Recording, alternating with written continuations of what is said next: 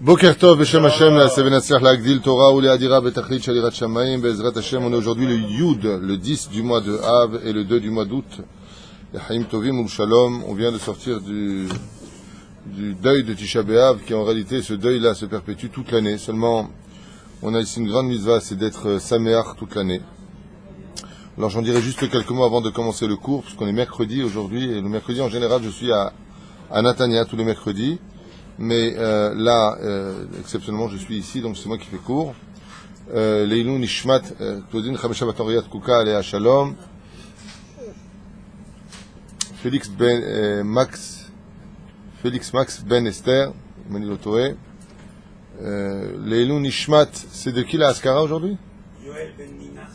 Yoel Ben Nina Hasson. Bezrat Hashem, une grande réfoua shlema pour tous les malades d'Israël, Bichlalam, Talia Batefrat Myriam. Morat Imia Gdosha Vatora Zebarour, Shemesh Bat Yafa Bat Shemesh.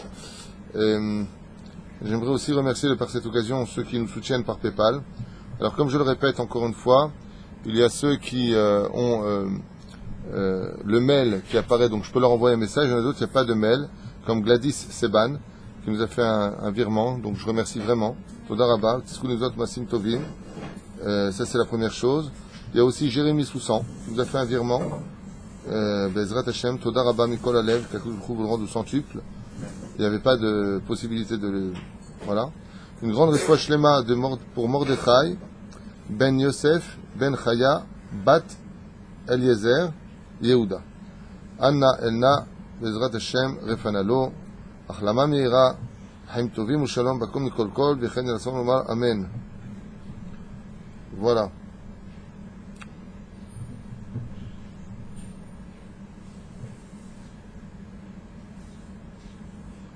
On étudiera aussi les noms Nishma de Yaakov Ben Simcha Nussen, une grande fois shlema pour Myriam Batester, le Kolam Israël. Ok. Il y a, juste avant de commencer le cours d'aujourd'hui, qui sera sur les 613 mitzvot, ça fait très longtemps qu'on les a pas fait, on a pris beaucoup de retard pour faire la halachot de Tisha B'Av, des parshanout sur Tisha B'Av. Alors juste comme ça, quelques mots sur, maintenant qu'on est sorti, vous savez, il y a un petit peu de façon de réagir par rapport à Tisha B'Av. Je voulais aussi vous remercier l'équipe de Oel Moshe de City, l'équipe de Oel Moshe de Tetvav. J'ai entendu que c'était aussi, je ne veux pas dire extraordinaire à Tetvav ou extraordinaire à City, parce que c'est pas un jour extraordinaire, mais il y avait beaucoup de monde, il y a eu des shurim qui ont été faits, une prière parfaite, et ici aussi, grâce à Dieu, c'était le feu. On était les uns sur les autres, tellement il y avait du monde. Si l'équipe de Tetvav était venue pour la soirée de Tisha B'Av, il n'aurait pas eu de place. Il n'aurait pas eu de place. On ne saurait pas où, il n'aurait pas eu de place pour s'asseoir. Tellement on était les uns sur les autres. J'ai dénombré plus de 110 personnes assises les uns à côté des autres le soir de Tisha B'Av, et ça démontre combien le Tzibour, avec toutes les synagogues qu'il y a dans Ashdod, c'est une des villes où il y a le plus de synagogues, il faut le savoir, après Bnei Brak et Yerushalayim. Baruch Hashem, combien les gens sont attachés à la tradition juive et aux larmes de Tisha B'Av. Le seul problème, c'est que même si on a fait 3 heures de cours de 4 heures à 7 heures, qui sont passées de façon incroyablement vite, c'est qu'on est le 10 du mois de Av et qu'aujourd'hui, pendant que je vous parle, le temple brûlait, les anges pleuraient et les juifs étaient déportés vers la Babylonie pour le premier temple et vers Rome pour le deuxième temple, vers la Galoute, et qu'on n'a pas le droit, d'une certaine façon, de réagir de Beaufen que, voilà. Alors, maintenant c'est passé, allez Dieu, tu as eu ton nonos, on a jeûné, on a versé de larmes pour Echa, et Zéourou Tavor, on retourne à la plage mélangée, on fait des mariages mélangés, et on sort avec les bras à l'air, et les filles mettent des jupes courtes, et les garçons ils sont sur leur film, et Yefchar. On est obligé de donner un tarm différent, sinon on risquerait de dire, Tov, alors n'oubliez pas que l'office sera à 5h20 du matin, Tisha B'Av 2018, puis 2019, puis 2020, puis on va aller où? Il faut absolument, B'Siata Dishmaya, que nous tous, et moi le premier, prenions des résolutions pour pouvoir, Bezrat Hashem, montrer à Hashem qu'on a changé. Changer pour un jour, on est capable, on l'a vu, on était tous en deuil, on avait des chaussures en plastique ou en caoutchouc ou en tissu, on était dans une situation montrant vraiment notre attachement à la tradition juive, mais est-ce qu'on a changé quelque chose? Le but, c'est de changer. Le but, c'est de changer. Et ce système que la Torah nous a mis en place depuis déjà très longtemps en réalité, de que quand on quitte Tisha B'Av, on rentre dans les slichot. Vous avez remarqué ça? D'accord? Et ça se passe toujours en été. Je vous conseille vivement de faire, peut-être qu'on fera, je ne sais pas si on aura le temps de le faire un jour, mais je crois que j'avais déjà fait ce cours, j'en suis pas sûr, de faire le Ben Ishraï Shana Rishona sur le livre de Devarim, dans sa Migdama, dans les Ilchot Ben Ishraï, où le Ben Ishraï nous met en garde sur l'importance de ne pas rentrer dans les traditions des Goïm. Les Goïm ont des traditions qui sont les leurs, on ne les critique pas, ils ont ce qu'ils ont à faire. Mais nous, les Juifs, on a nos traditions, on a notre Torah, on a nos mitzvot. Et là-bas, le Ben Ishraï nous dit à propos de Edom, vous ne passerez pas sur leur gvoul, c'est-à-dire sur leur frontière, si je me souviens bien. Et il dit par là, surtout ne rentrez pas dans la mode de Edom, ne venez plus avec des jeans troués au niveau des genoux, avec des vêtements qui veulent rien dire dans cette génération. Je ne sais même pas comment on peut être dans la mode d'aujourd'hui. Je ne comprends même pas comment les jeunes peuvent être dans une mode où ils ont des cheveux qui montent en hauteur, qui veulent rien dire, mais rien dire. Laisse tomber la Torah au niveau goût. T'as pas de goût? J'ai jamais vu une génération où il y avait si peu de goût dans la façon de s'habiller. Jamais j'ai vu ça. Ça veut rien dire. Des couleurs qui veulent rien dire, des pantalons troués de partout. Maintenant, ils n'ont pas fait que les genoux, ils font aussi les mollets avec des trous. Derrière, au niveau des cuisses, là, au moment où tu plies, il y a des trous. J'ai jamais vu ça. Et j'en vois même pas l'intérêt. Et en plus, allez, c'est moche. C'est même pas beau, c'est moche. Les coupes sont moches, les vêtements sont moches. Alors je sais pas pourquoi c'est comme ça, mais ce qui est certain, c'est que une des choses qui nous a apporté la Géoula, c'est qu'on n'avait pas changé nos vêtements de juifs. Pas David Huitou le dit, Rashi le dit, l'Agmara le dit, les Poskim le disent, les Chachamim le disent. Ve'ele Shemot ben Israël. Lo ichlifu et simlotam. On a des habits de juifs. Un habit de juif, c'est quand tu as un vêtement qui est digne d'être un juif, qui vient jusqu'ici, au moins jusque-là, jusqu'au marpec. Un vêtement de juif pour une femme, c'est une jupe que quand elle s'assoit, ça remonte pas au-dessus des genoux, que ses coudes sont couverts, ses orteils sont couverts. Ça, c'est ça être juif. Ça, c'est ça être juif. Alors, il y a d'autres rabbins qui vont te dire peut-être, c'est pas important tout ça, c'est de l'ancienne Torah. Il y en a qui peuvent te dire ça, je ne sais pas, mais je connais pas leur référence. La référence de tous ces gens-là s'appelle Jésus en général. C'est du jésuitre. De dire que la Torah aujourd'hui, c'est bon, elle est passée à autre chose, c'est du christianisme, c'est pas de la Torah. Je vous demande de m'apporter un seul Gdolador qui n'est pas d'accord avec moi. Un seul Gdolador. Allez voir le Rav Steinman ou le Rav Kanievski ou le Rav David Abou Hatzera. Demandez-leur qui a tort et qui a raison. Demandez-leur. Ils vous diront tous écoutez le Rav Tuitou. Une façon de les alzel, comme je l'ai dit hier dans les cours. J'ai dit quelque chose dans les cours hier, et j'ai vu beaucoup de femmes de l'autre côté de la Mechitza qui baissaient la tête un petit peu, qui étaient gênées. Je disais, et je le redis à voix haute, même si ça a été enregistré, puisque le cours a été enregistré, mais je comprends pas qu'on puisse mettre un kissou, une jupe, avoir un mari qui étudie la Torah et mettre ses enfants partout, sauf dans les Talmud Torah. Comme si que le Talmud Torah, c'était la peste noire de notre judaïsme. Alors que les enfants qui ont cette synagogue, qui sont dans les Talmud de Torah, sont tous des perles. C'est les seuls qui bougent pas une seule oreille pendant la prière. Ils sont assis du début à la fin. Toujours à rendre service. Ils étudient. Jamais ils dérangent. Je mens? Je dis quelque chose de faux? C'est des perles. Tu les vois prendre une Mishnah, ils ont 10 ans, ils ont 8 ans, ils s'assoient, c'est les seuls qui viennent à Avot Ubanim, vraiment. Et quand ils grandissent, tu les vois habillés comme des juifs. Otaï Verabotaï, c'est une mitzvah d'apprendre un métier à son fils. Mais comme l'avait dit le Rabbi Lubavitch, je le répète encore une dernière fois, pour vous, en tout cas aujourd'hui, nous on fait ce qu'on a à faire, après Dieu fait ce qu'il veut. Mais le Rabbi Lubavitch, depuis qu'il est né, a toujours étudié en Cheder. À l'âge de 20 ans, il est parti à la Sorbonne, il a fait son baccalauréat, il est devenu machin, doctorat, trou de chouette. On a posé la question à Rabbi Lubavitch, pourquoi faire? Il a dit pour montrer à tous les juifs que s'ils faisaient confiance à la Torah et qu'ils mettaient leurs enfants dans des Cheder, dans les Talmud Torah, ils seraient ils auraient tellement d'intelligence en eux qu'ils pourront passer leur baccalauréat en 20 minutes comme moi je l'ai fait. Avec mention plus et machin et trucs et chouettes. Il faut avoir confiance dans notre Torah. Alors que des gens qui ne sont pas religieux n'ont pas confiance, je comprends, ils ne savent pas ce que c'est. Mais si toi tu fais tchouva, et tu t'attaches à la Torah, et tu fais ton petit douche, et tu sais l'importance de la pudeur, alors que je comprends pas, pourquoi là ça bug? Je comprends pas. Tu crois que c'est toi qui donnes la parnassa? Allez s'il vous plaît au chômage, vous allez voir que des gens diplômés avec des diplômes qui sont au chômage. En Israël, Yediot Acharonot, je ne vais pas donner la référence, mais c'est pas grave, je vous la donne quand même. Il y a 8000 académaïs qui sont au chômage. 8000 académaïs. Vous savez c'est quoi académaïs? Ce sont des gens qui ont Toar Rishon, Toar Sheni, Toar Shlishi. C'est Dieu qui donne la parnassa. C'est Hachem qui donne la parnassa. Ça veut pas dire qu'on n'apprend pas un métier. Mais jusqu'à 20 ans, faisons un ben Adam. Il sait c'est quoi le respect des parents. Il sait c'est quoi la vie. Alors je vais me dire, ouais, moi je connais un religieux, il est un religieux. C'est comme une fois quelqu'un m'a dit, qui était dans une yeshiva, qui a quitté la yeshiva.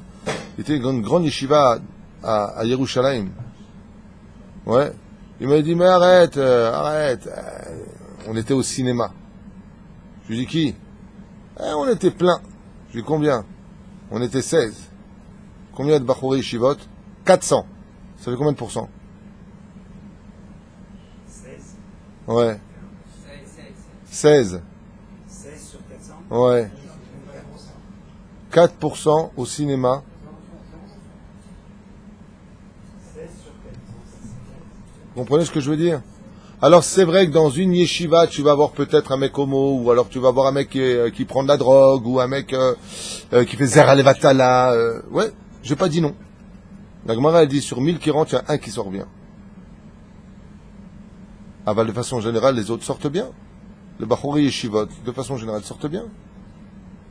Achen Adam tzarich lishtadel. Au Hashem, mon fils Blia Ben Porat Yosef, il était en yeshiva. Il est en yeshiva, il finit sa dernière année jusqu'au mois de décembre. On lui dira un grand mazel tov pour son mariage. Hier, il était à Tetvav, il est chazan, il lit la Torah, il vous a fait shiur de Gemara. C'est pas bien? Vous ne seriez pas fier d'avoir un fils comme ça? Il n'y a pas de fierté à ça? Eh ben, il faut faire confiance en Dieu. Tu prends ton fils après Shabbat, tu dis Hachem, comme Abraham il a pris son fils à Kedah, tu l'emmènes étudier la Torah. Et Altidag, qu'est-ce qu'il va faire plus tard? On dirait que ceux qui ne sont pas en yeshiva, ils sont milliardaires aujourd'hui. Ils sont bourrés de dettes. Ils ont que des découverts à la banque et rien qui frime. Mais ils ont l'impression de faire beaucoup. En réalité, il y a rien qui brasse de l'air. Il n'y a rien. Être un père juif, c'est d'abord de se préoccuper du Olam Haba de son fils. Ça, c'est être un père juif, de se préoccuper de ce monde. Christian, Mohamed et Bouddha, ils savent le faire. Les Chinois aussi, ils donnent des métiers à leurs fils, ils leur donnent sa boutique, et même mieux que nous des fois. C'est pas ça, être juif. Être juif, c'est d'abord se préoccuper que tes enfants, ils sont Nochal Olam Haba, que Dieu soit fier d'eux. Ça n'empêche pas de construire ce pays, ça n'empêche pas de travailler, ça n'empêche pas d'étudier le matin, mais au moins ils savent ce que c'est la Torah. Au moins ils savent ce que c'est la Torah, ils savent ce que c'est une Gemara. Ils savent ce que c'est la Havdalah. Ce qu'on fait la Havdalah hier soir, je n'ai pas compris pourquoi cette question. Et pourquoi on la ferait?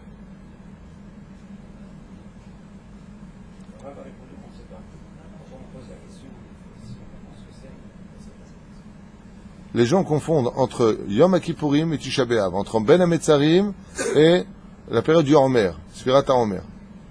Lachen tzrichim lilmod halachot, faut apprendre avec ses enfants la Torah Rabotai. Pourquoi il y a eu le Khurban Bet HaMikdash? Parce qu'on a laissé tomber l'étude de la Torah. Alors si on a fait Tisha B'Av, il faut revenir à l'étude de la Torah. Chacun de nous. Voilà, j'ai fermé cette parenthèse. Je voulais simplement un message d'amour, et même si j'ai dit de façon un peu sévère, vous dire qu'on n'a pas le droit de laisser ce jour passer en disant ça y est, Shabbat c'est passé, on a fait notre jeûne, on a perdu 2 kilos. Non, il faut Bezrat Hashem qu'on prenne une bonne énoute sur nous. Sinon on peut prendre par exemple Tikkun Chatzot, montrer à Hashem.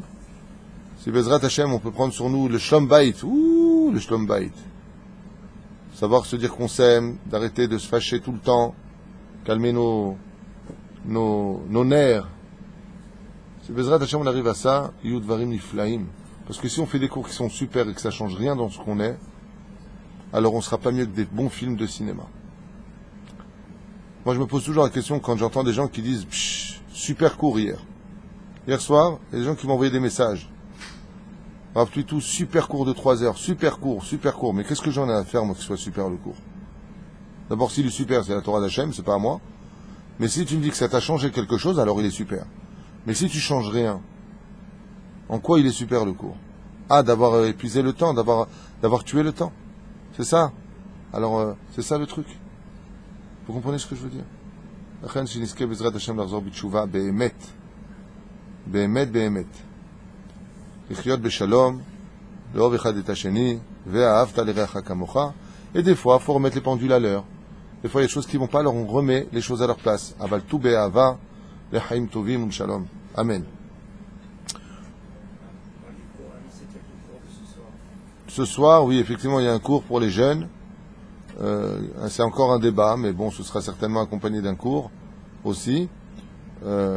Avant justement le mois d'août, puisqu'on est déjà rentré dans le mois d'août, les enfants aujourd'hui, ben voilà quoi, ils savent pas vraiment quoi faire. On est dans une ville balnéaire, il y a la plage, la ville d'Ashdod est une ville magnifique, très belle, propre, mais aussi dangereuse pour les yeux, comme Natania, et surtout Natania, sans faire de kitrouk, chas v'shalom. Donc il faut avoir des discussions avec les jeunes, les parents doivent parler avec les jeunes, qu'est-ce que tu comptes faire aujourd'hui?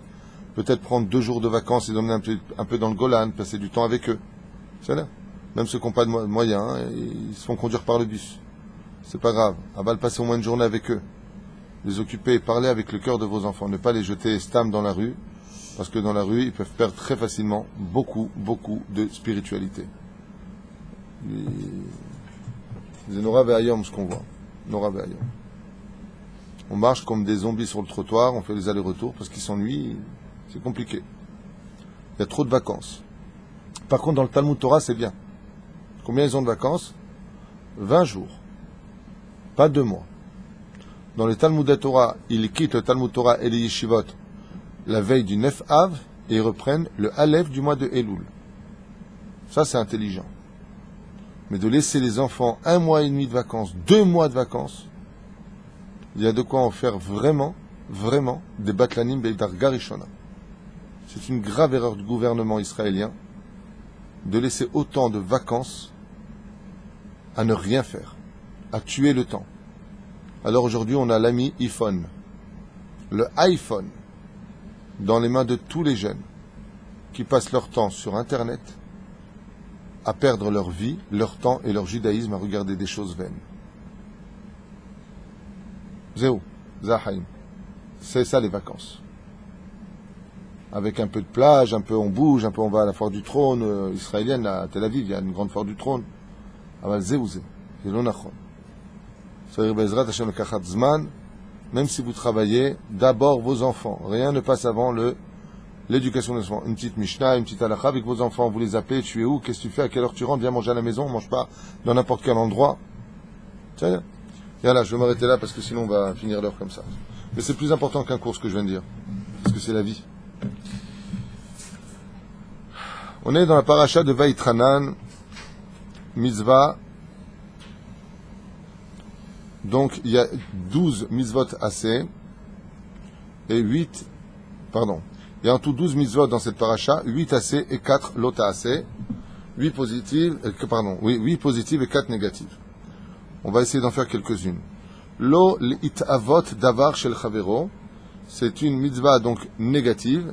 Tu ne désiras pas, convoiteras pas les objets de l'autre, c'est-à-dire la propriété d'autrui. Mauta mitzvah, il dit ici, shelo l'itavot balev davar sheshayach lechavero.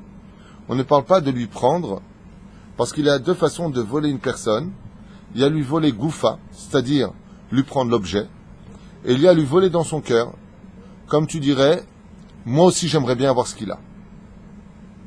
Si chas v'shalom on commettait cette erreur, de dire, moi aussi j'aimerais bien ça, tu peux demander, si tu es tunisien, tu dis, je veux mieux que ça. Mais de désirer l'objet d'une personne, c'est comme convoiter la femme d'un autre, ne pas la toucher, ne pas la draguer, mais tu la vois, et dans ton cœur tu la désires. On a vu hier, dans l'étude de Tisha B'Av, combien, vous vous rendez compte, combien est la gravité de regarder une femme. On a vu que une étude très dure, vraiment très dure. C'est Tisha B'Av, si on ne la fait pas à ce moment-là, quand est-ce qu'on la fera? Et maintenant, c'est que dans son cœur. Par exemple, je me rappelle qu'une fois, moi j'aime beaucoup les stylos. parce que j'écris beaucoup, alors j'aime bien les stylos. Je prends toujours un très beau stylo pour les ktubot, quand je les remplis ou des choses comme ça. Et une fois, quelqu'un avait un magnifique stylo, et j'ai pas pu m'empêcher de le regarder 2 secondes, ceci étant. J'ai regardé son stylo. Le mec, il l'a vu tout de suite. Il m'a fait ça. Je vous l'offre. Je lui ai dit, Beshum panim vaofen. Mais je vous l'offre, de tout mon cœur. Je lui ai dit non. Il m'a dit, pourquoi vous refusez?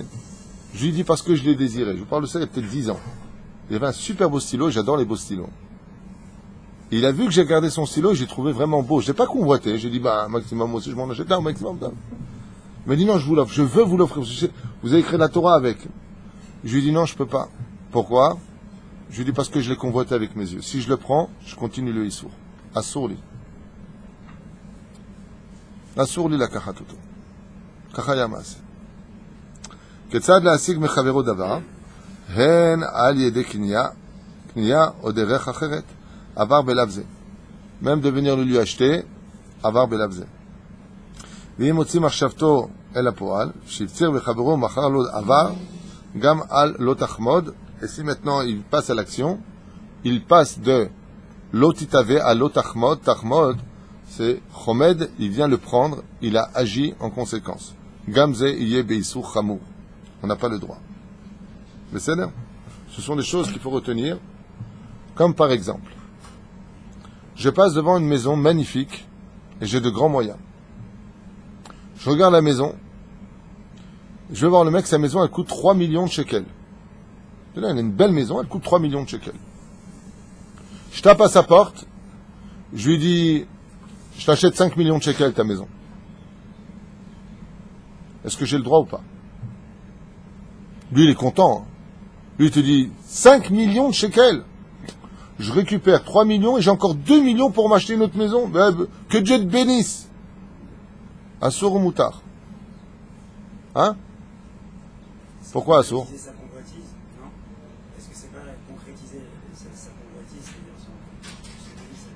c'est-à-dire Tu as aveuglé une personne par l'argent.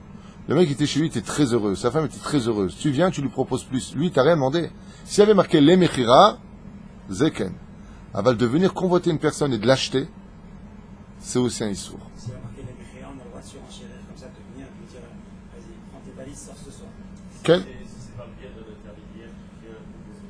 Oui. Si on sait qu'il est vendeur, il n'y a pas de problème. Non, s'il n'est pas vendeur, mais il y a un intermédiaire qui vient faire une offre. Zemachouacher. Moi, ce que j'ai vu, c'est pas comme ça. C'est-à-dire marqué, il lui achète. C'est comme ça. Maintenant, de passer par ce que tu es en train de dire en disant, écoute, moi je connais quelqu'un, il est fou amoureux de ta maison, si tu veux la vendre, tant lui, il te propose 2 millions de plus. Je ne connais pas le din. Il faudrait vraiment que je vérifie parce que c'est un dikdouk très très précis. Non, là c'est marqué par exemple, tu es dans ta voiture, d'accord, et j'arrive à un feu rouge, arrête-toi de côté, tiens, prends 200 000 shekels, je te la prends. Tu es hyper heureux. D'accord, elle vaut 20 000. Donc 200 000. Mais le mec, Hamadbo, on voit pas l'intérêt de, waouh, le mec il est super content, il va le bénir. Non. Avant ça, il a fait un issour. Lequel? C'est que dans l'absolu, Al-Pisod, faut savoir que quand, par exemple, vous voyez ce stylo-là, la Gemara nous dit qu'un Sefer Torah, il est lui-même dépendant du Mazal. Si ce stylo-là, parmi les dizaines de stylos crayons qui étaient devant moi, si j'ai pris celui-là, et c'est bizarre ce que je veux vous dire, parce qu'avant de le prendre, pourtant c'est un crayon tout simple, je fais pas de la pub, je le montre. Eh bien, j'hésitais celui-là ou celui-là. Après, j'ai regardé les grosseurs. Vous savez, il y a des chiffres. Celui-là, c'est un 10, 7. Alors, je prends celui-là ou je prends celui-là. Après, sauf que j'ai pris celui-là. Et à quoi il sert celui-là? À noter des Dvar Torah. Il y a un combat qui est fait. Dans le ciel, ce que je veux vous dire, c'est stupide. Mais non, ça ne l'est pas. Dans le ciel, le crayon que je vais prendre, il y a eu un combat, un beddin, lequel viendra pour écrire la Torah. C'est pas Stam. Maintenant, s'il est chez moi, c'est que ce crayon-là, il a un tikkun avec moi à faire. Venir jalouser ce crayon, Dougma, en disant, moi aussi, j'aimerais bien le prendre, c'est remettre le jugement de Dieu complètement en question. C'est-à-dire que si une personne possède, allez, une super belle femme, super belle maison, super belle voiture, c'est que dans son tikkun à lui, c'est ce qu'il doit avoir lui pour ça, parce que ce monde, c'est un monde de bluff, c'est un monde de théâtre. Aujourd'hui, tu es là, demain, tu l'es plus. Si ta femme, c'est ta femme, ça veut dire qu'elle ne peut pas être ta femme de quelqu'un d'autre sur terre. C'est la tienne. Mais Maaseh Bereshit, c'est comme ça que ça doit être. Venir jalouser une voiture de quelqu'un, Quand tu vas à un concessionnaire, tu crois que stam tu achètes? Toute chose, tout objet, tout élément qui vient chez nous, il y a un tikkun avec cette chose-là. À un tel point que Rabbi Moshe Ederi, Zecher Tzadik Kadosh Ibracha m'a dit quelque chose qui m'avait fait plaisir à l'époque. Il m'a dit, des fois, tu passes devant une boutique et tu as quelque chose, tu le vois et tu le veux. Mais bon, c'est peut-être pas le moment, alors tu avances. Mais dans ta tête, il te lâche pas. Ça ne te lâche pas. Je parle pas du fou que tout ce qu'il voit, il veut. Hein. Je parle pas d'un mec débile. Je parle de quelqu'un de normal qui, en général, s'il était passé, il oublie. Mais là, par contre, ça ne le fait pas. Rabbi Moshe m'a dit, alors dans ce cas-là, va surtout l'acheter. Je lui ai dit la main. Pourquoi? Et Rabbi Moshe Ederi m'a dit, parce que le nitzotz qui est dans l'objet, il a un rapport avec ta neshama. Il a besoin de se libérer, il a besoin de t'appartenir à toi. Il t'appelle. C'est pas Stam, ça vient. Je parle pas de tout ce que le mec Caligula, tout ce qu'il voyait, il le voulait. C'est-à-dire, même son cheval, il a pris. Je parle pas de gens débiles. Je parle de gens normaux. Alors, dans ce cas-là, Rabbi Moshe m'a dit, il y a ton nefesh, comme ça m'a répondu, ton nefesh, il appelle cet objet, parce qu'en réalité, l'objet l'appelle. Il y a un netzotz, c'est quelque chose de spirituel qui est entre les deux. C'est là. Bien entendu, tout objet qui est cachère. Hein. Le mec, il est passé devant une croix ou un appareil, Hashem Ishmor, de débauche, et le mec, il a dans la tête. Il dit, tiens, il y a un netzotz dedans qui... Non. C'est un issour de passer, pour prendre l'exemple de la vitrine, de passer devant une vitrine et de faire acheter à quelqu'un quelque chose pour soi. Est-ce que si je passe devant une vitrine, quoi? Non, ça veut dire, voilà, on passe devant une voiture. On prend l'exemple de la voiture. Je vois une voiture, j'ai 17 ans, je vois une voiture très très belle comme ça. Papa, regarde, il ne veut pas la vendre, propose-lui un petit peu plus et tu me l'achètes. Est-ce que ça c'est permis? Non. Non. Par contre, tu peux venir voir une personne en lui disant, en tout cas, regarde, j'ai pas le droit de désirer ce que tu as, mais si un jour toi tu veux la vendre, je suis preneur. Voilà, ça tu peux le dire. Et de venir persuader quelqu'un avec ses moyens de lui vendre quelque chose parce que tu le désires, alors que ça lui appartient, à Zassour. C'est là. Faire attention à ça. On n'achète pas les gens avec de l'argent. C'est soudoyer, exactement. Eh bien, soudoyer, c'est le issour. On n'a pas le droit de soudoyer des gens. Voilà. L'eau. Vélo, tit ave bet re'echa. Tu ne convoiteras pas, tu ne désireras pas, si vous préférez, la maison de ton prochain, son champ, ve'avdo, son serviteur, va'amato, sa servante, shoro, son bœuf, va'hamoro, son âne, bon, ça touche donc à tous les objets, ve'chol asher lerecha, et toute propriété de ton voisin, de ton ami, peu importe. Je ne comprends pas pourquoi, d'après vous, il y aurait marqué ici des détails pour dire à la fin, ve'chol asher lerecha, et tout ce qui appartient à ton prochain. Tu aurais dû dire tout ce qui appartient à ton prochain. Pourquoi tu me dis son serviteur, son champ, sa servante, son âne, son... Pourquoi? On aurait pu penser peut-être quelque chose qui ne lui est pas utile. Yafé meod, Amarta Yafé. La tchouva. Yafé meod. Tu as très bien répondu. Les choses qui sont dites ici, sa maison, son champ, son serviteur, sa servante, comme par exemple, prenons l'exemple d'aujourd'hui, d'accord? Tu viens, oh, Yafé meod, t'as compris. Tu viens dans une société, et tu vois un super ouvrier, tu vois un mec hyper sérieux. Qu'est-ce que tu fais? Tu viens derrière, tu lui dis, combien il te paye ici? Tu viens chez moi, je te donne le double. C'est pour ça qu'en général, les agents immobiliers, ils sont... C'est mieux. Aval c'est assourd. Venir débaucher quelqu'un, c'est désirer, convoiter, comme c'est marqué, vers Avdo. Donc Avdo, aujourd'hui, c'est... Il y a des gens qui font ça. Ils passent. Alors, comment ça va? Vous allez bien et tout ça? Viens, je te parle 2 secondes. Tiens, prends ma carte. Appelle-moi. Ce que je te propose, c'est Chaval. Tu perds du temps ici. Dommage que ton copain à qui tu viens de serrer la main juste avant, il n'ait pas entendu que tu es en train de débaucher ses ouvriers. C'est absurde de faire une chose pareille. C'est entre juifs ou avec un non-juif pour le faire. Et donc, pourquoi Réacha, ton prochain. C'est tellement fréquent. On a le droit de publier publié qu'on cherche des employés, et puis après, libre. Oh, יפה מאוד, יפה מאוד אמרת. יפה מאוד. Laurent, Alors, tu as le droit de publier que par exemple un poste est à prendre. Tu mets la somme que tu vas payer 20 000 shekels par mois, l'autre il prenait chez l'autre 15 000 shekels, il y a 5 000 shekels de différence, et sur son libre choix, il le fait, mais il fait un truc général. Il ne vient pas proposer à l'autre directement combien il te paye là ici, combien il te paye. C'est pas joli de faire ça. Chez Nehemar, laisse-moi juste finir le verset. Ve'afta l'ereacha kamocha. Tu sais, on a posé un jour la question à Hillel, et c'est ça toute la Torah d'Erech Hagav. Apprends-moi la Torah sur un pied. Hillel a répondu une phrase, Béhémet, qui est tellement générale et qui répond à tellement vos questions. Il lui a répondu, Al ta'ase lecha verecha ma shesanu yalecha.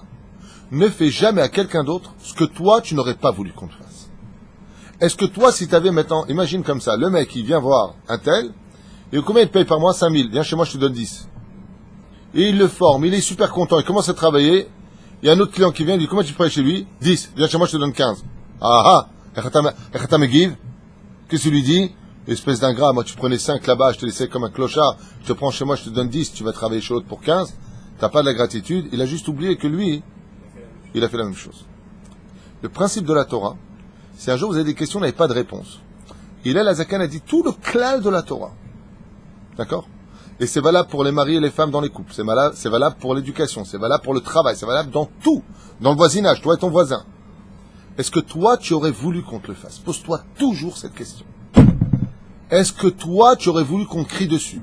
Est-ce que toi, tu aurais voulu qu'on t'insulte? Est-ce que toi, tu aurais voulu? Est-ce que toi, tu aurais voulu? Est-ce que toi, tu aurais voulu? Il y a des gens qui sont très rigides dans leur façon de parler. Très, très durs. Est-ce que toi, tu aimerais qu'on soit constamment rigide et dur contre toi? Il y a des gens qui font constamment des réflexions aux autres. Tu n'es pas bien, c'est pas assez propre, c'est pas assez ceci, de toute façon, tu vaux rien. Est-ce que toi, t'aimerais qu'on te dise ça? Tout le temps. Jamais un compliment. Jamais c'est bien. Jamais kol hakavod. Toute la Torah tient sur ce pilier, dit Hillel Azaken. Dès que tu fais quelque chose à l'autre, même si al-pi halacha c'est permis, mais que tu n'aurais pas voulu qu'on te le fasse, c'est qu'il y a une défaillance dans ta remontrance. C'est ça? Ne l'oubliez jamais. À la limite, si le cours ne tenait que sur cette phrase, on a fait une avancée énorme dans le judaïsme personnalisé. Énorme, vous vous rendez même pas compte. Tout le judaïsme tient sur ça. Qu'est-ce que vous voulez dire? C'est une loi humaine en général, c'est pas spécifique au judaïsme. Mais c'est avec le Makor, ça c'est généralisé, c'est une loi de la nature humaine. C'est une loi de la nature humaine qui n'est pas du tout mise en application en général par les nations du monde. Chez nous, c'est une ordonnance. Ça veut dire qu'un juif qui ferait aux autres ce qu'il n'aimerait pas qu'on lui fasse, il a déjà de l'amertume, il a déjà un goût de rachat en lui. C'est-à-dire que toute sa Torah, elle est falsifiée, il faut le savoir. Je te donne un exemple. T'as ta voisine qui a mis son sèche-linge, vous savez là où on met le linge, c'est un sèche-linge, c'est ça? Hein? Un étendoir. Un étendoir? Bon, ok, alors un étendoir. Elle a mis sur ton goudron, ça veut dire que je m'explique clairement, c'est un cas qui a eu lieu. Donc, un cas qui a eu lieu, ça peut arriver souvent, c'est ça que je veux dire. Voilà. Il y a deux voisines comme ça, l'une à côté de l'autre. Le soleil se trouve du côté du jardin de la voisine d'à côté. C'est là. Qu'est-ce que fait la voisine? Elle prend son étendoir et elle va le poser sur le jardin de sa voisine d'à côté parce que le soleil est là-bas, mais ça racole. Qu'est-ce que fait la voisine, folle de rage? Elle dit, mais quelle chutzpah celle-là! Et elle met son étendoir sur mon côté, elle lui prend et elle lui jette par terre de son côté. S'il dégage. La question qu'on aimerait lui poser à ce moment-là, si toi, par exemple, le soleil était de son côté, que tu aurais commis cette erreur, d'avoir pris une propriété qui ne t'appartient pas, à Gezel, hein, et c'est justement pour ça qu'il n'y a pas de Beth Amikdash. C'est à cause de ces points d'Alacha, c'est horrible ce que je suis en train de dire. C'est l'autre qui sort en disant, Al-Pi Alacha Gazlan, t'es un voleur, comment tu as pris ma propriété sans me le dire, Azet Titanin Vecheshbon, c'est à cause de ces gens-là qu'il n'y a pas de Beth Amikdash. C'est son soleil, dit Maurice. C'est son mètre carré. Pourquoi je vous dis ça? Parce que justement, se servir de la halakha pour la haine, c'est ce qu'il y a de pire au monde. Pourquoi? Parce que l'autre qui, dans ce cas-là, qui lui répond, Ve'aftali re'acha kamocha. Tu viens d'annuler la mitzvah. Alors, on va voir à celle qui lui a jeté son étendoir de l'autre côté. Elle lui a jeté par terre son linge. On va la voir, on lui dit, regarde, je voudrais te poser une question. Pas le jour même, elle est énervée. Il y a une semaine plus tard, tranquille. À un moment où elle est très calme, très bien, elle est bien dans sa peau. Son mari lui a enfin apporté une fleur. Ses parents lui ont enfin dit qu'il l'aimait, parce qu'en général, les gens comme ça sont des gens qui n'ont pas eu d'amour dans leur vie, sont des gens qui ont eu des gros problèmes psychologiques, qui n'ont jamais soigné leurs problèmes. Mais imaginons, à un moment, cette femme, elle est bien. Et on lui pose la question, on lui dit, dis-moi, si vraiment toi, tu avais eu besoin de ton linge sec, et que tu l'aurais mis de l'autre côté, et que ta voisine t'en aurait voulu parce que tu lui as pas demandé l'autorisation, comment tu aurais réagi si elle te l'avait jeté dans la poussière, tout son linge propre? Elle va te répondre tout simplement, non, je préfère qu'elle vienne me dire, enlève ton linge, ça me dérange, tu aurais pu me demander avant. Alors tu lui poses la question, et pourquoi tu l'as fait? Et elle va te répondre, j'étais énervé. C'est toujours le même problème, les nerfs. Sachez que toute notre Torah tient sur ne fais jamais aux autres ce que tu n'aurais pas voulu qu'on te fasse. C'est pareil pour le parking. À chaque fois que tu viens chez quelqu'un, aujourd'hui, il y a les cités comme ça en Israël, les parkings sont numérotés avec des plaques. Et le mec, Rovchi, il vient, il se gare. Il est invité, et le mec, il se gare. Et toi, tu arrives pour prendre ta place de parking, et tu vois quelqu'un qui t'a pris ta place. Dites-moi, d'après vous, combien d'interdits cet homme qui a pris la place d'un propriétaire a entravé de Issourim? Combien de fautes il a fait en faisant ça, d'après vous? Gezel, Gazla, exactement. Il lui a volé sa place.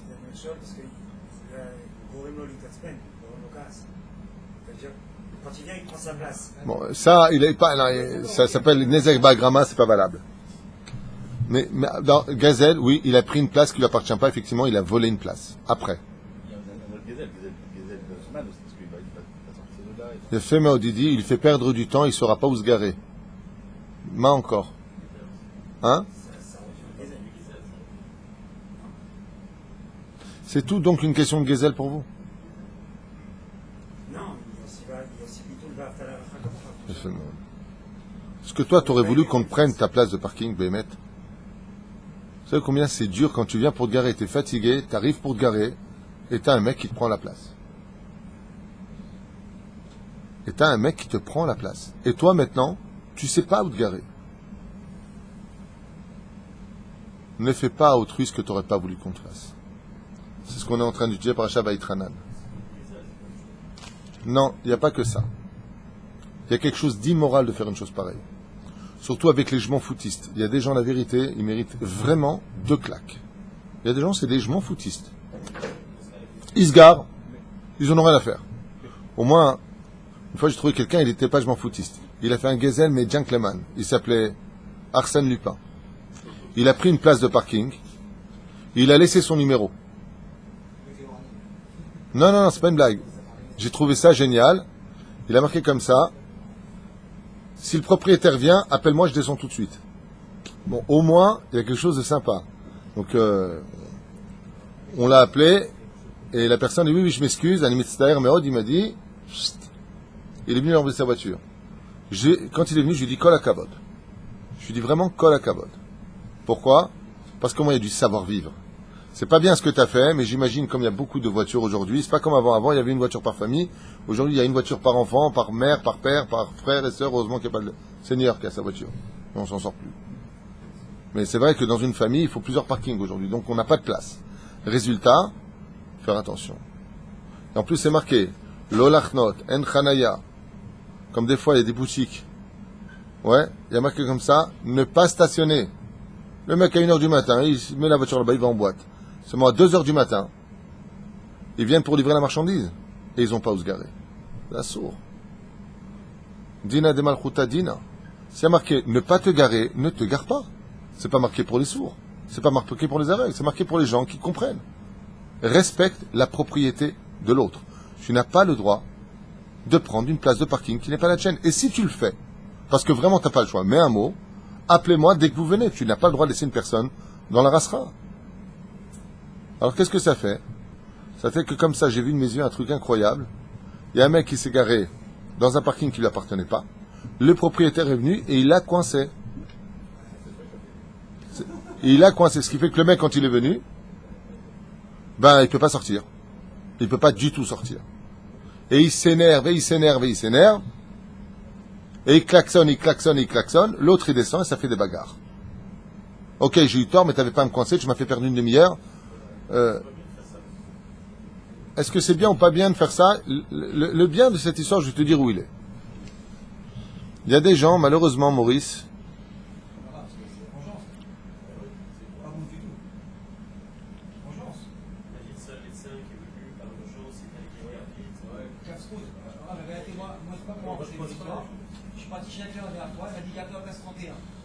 Je me garde place 31, maintenant c'est la place 30. Lui, parce qu'il vient, il n'y a pas de voiture à la cliente. C'est place 30. Maintenant, moi je descends, je vais à la voiture, je descends en bas. Je vois une personne, elle m'a fait un scandale, mais de chez scandale. Non, moi je suis resté à la place. Je lui dis, là, quand j'ai compris, il y a aussi le casse-croûte des fois de. Genre, et on ne peut pas se manger comme ça, je prends rayer la voiture, crever les pneus. ah oui, oui, il y a des gens qui crèvent le pneu ou ils peuvent te rayer la voiture. Est-ce que la fourrière existe à Nice? La fourrière existe. Oui, ils viennent pas pour des litiges comme ça. Ah non, t'appelles la police est après. Oui, ils appellent pas nous, ils appellent la personne tout simplement. Alors en Israël, on a un pattern que vous sachiez. Quand la place est prise, on lève tout simplement les essuie-glaces. Ça veut dire, tu m'as pris ma place, ne recommence pas. J'aimerais vous dire que vous avez raison. Il y a une notion de nekama lotikom velotitor. Vous avez raison qu'on n'a pas le droit de coincer une autre personne. Mais de l'autre côté, moi je suis quelqu'un de droit et je ne peux pas m'empêcher de l'être. Parce que c'est ma nature, j'ai pas de mérite. Mais il y a des gens qui ont besoin des shiurim, par exemple, que tu parles que de Guéhinam, tu tapes sur la table, ou il y a des gens qui ont besoin que ça hurle. Sinon, ils ne feront pas de chouva. Il y a des gens, s'ils ont pas, on leur a pas coincé la voiture pendant 2 heures, ils ont perdu 2-3 rendez-vous, ils feront toujours ça. Je connais des gens, BMT, ils sont d'une blata que j'ai jamais vu de ma vie. Jamais vu ça. Ils se garent n'importe où, mais ça se fait mal coulam, et ces gens-là méritent une leçon.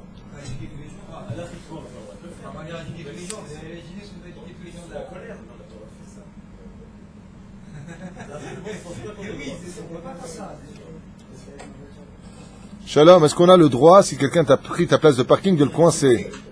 Oui? Ah, lui, il le bloque. Ah, alors tu le bloques pas. Shalom, il est extraordinaire, ce garçon. Moi, je le bloque, mais je reste dans la voiture.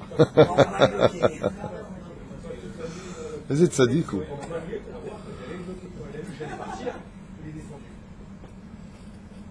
Tov. Et vous, qu'est-ce que vous faites? Vous le coincez? Il est en vélo, lui. Ah, voilà. Nous avons un ami Ashkenaz, on adore. Il a dit non. Lui, quand on lui faisait ça, il coinçait avec sa voiture. D'ailleurs, depuis, il n'a plus de voiture. Tov, moi je pense que vous avez raison. Al-Pi Alacha, je pense qu'on n'a pas le droit de le faire. On n'a pas le droit de le faire parce que on a annulé une misva. Je donne un exemple simple. Monsieur Jacques Lévy, ici présent, a sa place de parking. Et il vient pour se garer avec sa voiture et il voit Mazda 6, c'est la voiture du Rav Twitou. J'aimerais bien voir s'il me coince la voiture ou pas, ou s'il me fait les warnings. Au contraire, il va s'empresser quoi, le Rav est chez moi? Waouh, et Zesrout. Mais c'est normal, parce que je suis chez toi. Ah, comme ça je viens de te voir. Ce que je veux vous dire par là, c'est que... Ah, donc pour l'instant, oui, mais... Aval, non. Ce que je veux dire par là, c'est que, voilà, imagine maintenant, bon voilà, je vais chez un cher Cohen, à Yakar, il a sa place de parking numéro 132. Maintenant, moi, je viens pour le voir, ou je viens pour aller à côté. Animakiroto. Est-ce que j'ai le droit d'abord de me garer, même en tant que rave, sur sa place? Gezel Makom, à Sourli. Mais imaginez que je l'ai fait. D'accord? Est-ce qu'il va me coincer? Non seulement il ne va pas me coincer, mais tel que je connais, il va dire Ezesrout, la voiture du rave sur mon parking. Hein? Il va la laver. N'importe quoi. Si c'est la tienne, il appelle la police. Non, ce que je veux dire par là, c'est que très souvent, quand on connaît bien la personne et qu'on a de l'amitié pour lui et qu'on l'aime et tout ça, non seulement on n'est pas fâché, Et même si on est patient, on dit, oh le blata celui-là, attends, il doit être à la maison, je vais aller le voir, je vais lui mettre, dis-moi, tu m'as pris ma place, tout avec le sourire. Je vous dis la vérité, si Be'ezrat Hashem, et ça se passera comme ça quand tu auras Mashiach, si on était tout simplement comme ça, et je vous ai dit, j'ai eu cette épreuve. Je viens pour me garer, et je vois un mec prendre ma place devant mes yeux, je suis derrière lui. Et le mec fait marche arrière sur ma place, alors qu'il y a une plaque, et il se gare. Maintenant, qu'est-ce que je vois dedans? Un tinoc, une femme, et un homme. Ils sortent. Vraiment, c'est dur comme épreuve. Je vous dis la vérité, c'est dur. Parce que t'es derrière, tu klaxonnes, oh, Mata Ose. Qu'est-ce que tu fais? Tu me prends ma place en plus, bien. Alors je me suis dit comme ça, j'étais derrière eux. Hein. Imagine c'est ton fils. Imagine c'est ton frère. Imagine c'est un ami. Tu lui donnes ou pas? Tout de suite ma réponse, oui. Alors j'ai rien dit, je suis parti de l'autre côté. Mais, je suis quand même parti lui lever les essuie-glaces. Non, il n'y a pas de nézek. C'est-à-dire, c'est pas méchant. C'est-à-dire, il a juste qu'à les baisser. Toi pas, tu lui lèves et tu lui casses. Non. Tu viens, il y en a, ils sont méchants. Qu'est-ce qu'ils font? Ils te lèvent les essuie-glaces et les rétroviseurs, presque ils te les cassent à l'envers. Et il y en a qui font des rayures. Il y en a qui font des rayures avec la clé. C'est vraiment méchant. Et dans le pire des cas, on peut te crever les pneus. Bon, bien entendu, c'est pas ce qui se passe en Israël, hein, ne vous méprenez pas, mais ça peut arriver.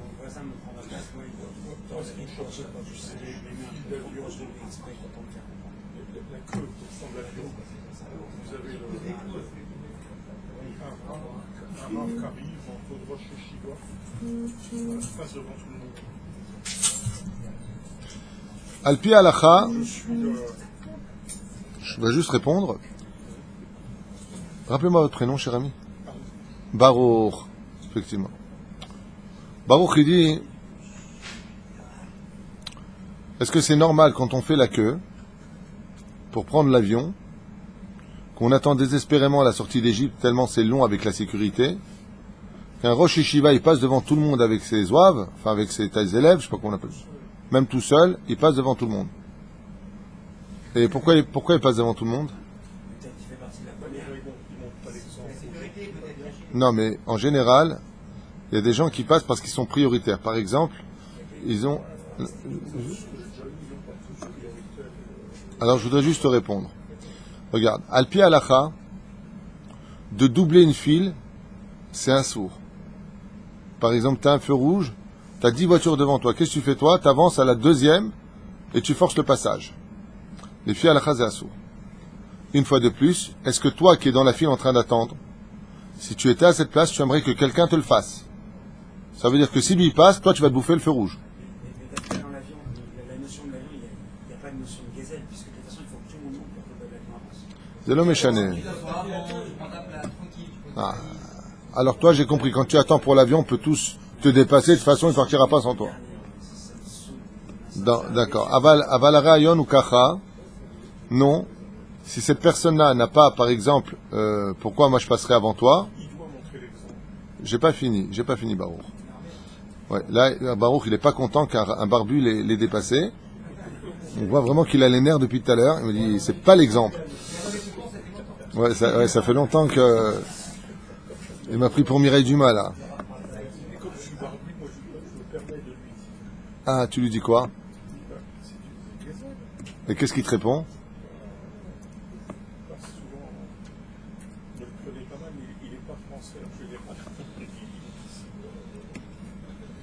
L'homme est Kabel,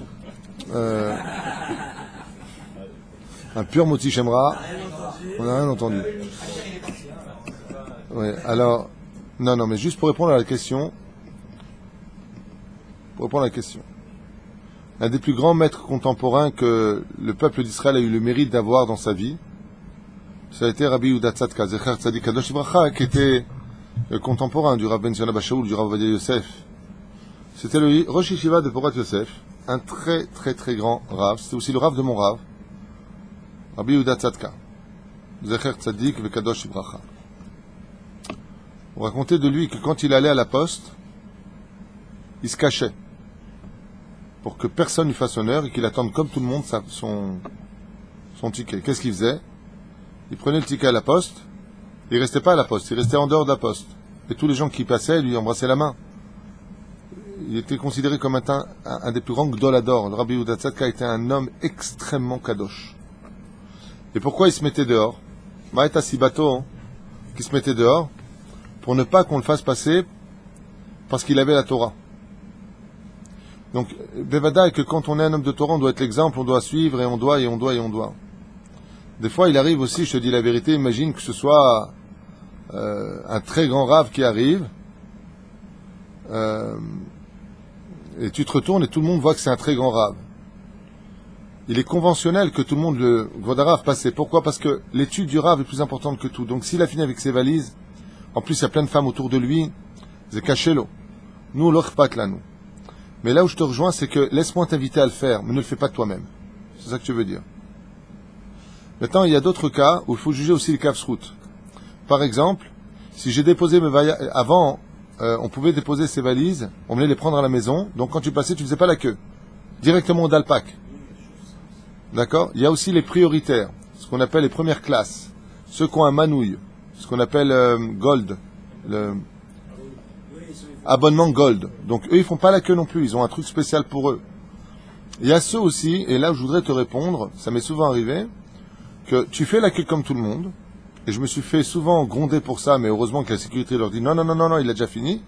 C'est qu'en réalité, il manquait un papier, il manquait quelque chose, tu as fait la queue, et tu dis, mais attendez, je ne vais pas refaire toute la queue pour ce que vous m'avez demandé. Donc tu vas chercher quelque chose, tu reviens, et dans ce cas-là, tu passes devant tout le monde. Pourquoi? Parce que au Dalpak, on t'a dit, Dalpak c'est là où tu mets tes valises, non, ne faites pas la queue, vous venez directement. Et je vois ça souvent quand je prends l'avion, que des gens se font gronder par le Tzibour, par les gens, alors qu'en réalité, ils y étaient déjà, et ils devaient payer un excédent de valise, par exemple. Ils ne referont pas la queue. Donc ils sont attendus, ils passent devant tout le monde, ça exerbe énormément le Tzibour. C'est pour ça que malgré tout, il faut juger les kafsrout. C'est-à-dire que si cette épreuve te frappe, c'est parce que Dieu il attend de toi que tu juges les kafsrout. Maintenant, de l'autre côté, je vais te dire une chose. C'est à cause de ça qu'on a eu le Khurban Bet Hamikdash aussi. Ça veut dire que, qu'est-ce qu'il attend Hachem de nous? Qu'est-ce qu'il attend Hachem de nous? Que quand justement il y a des défaillances morales, comme ce qu'un mec qui vient, qui passerait parce qu'il est un rabbin, alors il passe devant tout le monde, ce qui est inacceptable, au contraire, et je suis d'accord. Un rave se doit de montrer l'exemple et non pas d'entraver les lois, sous prétexte qu'il a de la Torah. On ne se sert pas du kavod de la Torah pour ses propres intérêts personnels, complètement d'accord. Mais l'épreuve pour le tzibour, justement, c'est dur ce que je vais dire, hein, ça s'appelle la vatrinam. Quelqu'un de chavod. Pourquoi? Pour pas que dans le ciel, on marque, ça y est, encore un juif qui fait pas la mitzvah de, pour pas qu'il y ait trilou l'Hachem. Il faut absolument que nous, les juifs, et c'est très bien comme réflexion parce que ça corrobore parfaitement avec le lendemain de Tcha B'Av. Quand quelqu'un te prend une place de parking, quand quelqu'un passe devant toi, c'est à toi de jouer les Rabbi Yitzhak de Berdichev. Ah, le pauvre, il devait être pressé pour aller aux toilettes. Quand tu as un besoin d'aller aux toilettes, excusez-moi pour le mot employé, tu as une diarrhée, ben des fois tu prends n'importe quelle place, tu dis tant pis, il me criera dessus, mais là je peux pas me retenir. Il faut toujours trouver du srout. Toujours trouver du srout. Par exemple, moi si je vois un rabbin qui passe comme ça devant moi, je me dis oh là là, il doit être comme un fou, il veut comprendre son tosfot, il veut passer avant tout le monde. C'est ce que le ciel attend de nous, sachez-le. Parce que des fois, et je finirai juste avec ça pour aujourd'hui, quand quelqu'un passe devant toi, demande-toi pour qui est l'épreuve, pour lui ou pour toi. Et si c'était une épreuve pour toi? Je t'explique, Baruch. Dans le ciel, on dit, tiens, on va voir la patience de Baruch, on va voir combien il aime son peuple. On va prendre un petit gugus, tiens, le barbu, viens ici, toi, hop, psst, passe devant lui. L'épreuve est pour Baruch. Et Baruch, il supporte pas ça. Et il va pas se travailler. Comment il va réagir? Toutes les caméras dans le ciel sont sur toi à ce moment-là. Et toi? Mais alors ça, jamais. C'est inadmissible. C'est ceci, c'est cela, c'est patati, c'est patata. Akadosh Baruch Hu, il fait un X, chaval. Ça veut dire qu'on doit se laisser faire. Mais ça veut dire que s'il est passé, tu vas le retrouver quelque part. Assis gentiment, tu vas dire, je peux vous poser une question? Maintenant qu'il est passé. Tout à l'heure, j'attendais, j'avais mal aux pieds, vous voyez que j'ai un petit peu de poids, et je vous ai vu passer devant tout le monde. Je peux comprendre, qu'est-ce qui vous donne le droit de faire ça? Je voudrais apprendre, peut-être que vous allez me donner une bonne raison. Il va te dire, non, pas du tout, j'ai pas fait la queue. J'ai fait la queue, je suis repassé que. Ou alors il va te dire, j'ai beaucoup de qualités, mais là j'ai pas. Vous avez raison, il faut que je travaille absolument ma patience. Tu vas lui donner une tape comme ça sur le genou en disant, Tom, Alors, ayez beaucoup de patience parce que je l'ai mal pris personnellement. Il va te faire ses excuses, Nigmar ainsi pour. Tant qu'il y a du dialogue, il y a de quoi réparer. Mais de juger directement, c'est pas le chemin de la Torah. Baruch Adonai l'olam, amen, amen. Bravo.